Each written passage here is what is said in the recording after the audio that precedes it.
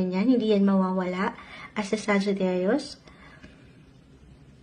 Okay. So, anything related with money, sabi ko nga, merong maaring, ito po ay isang bonus na pwede niyong matanggap, or commission, or anything related sa bangko, sa loan, or even sa inheritance, or pamana. Ito, something na magmumula sa inyong pag-ibig, pamilya, or kaibigan.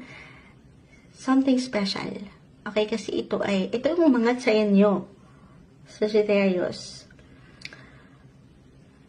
Ito lang, kasi parang andito si Planet Mars. Ito yung planet of action and energy. Parang buhay na buhay ang inyong mga enerhiya.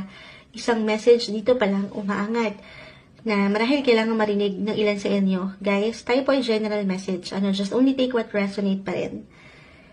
Na it's okay to pause, to slow down din, paminsan-minsan.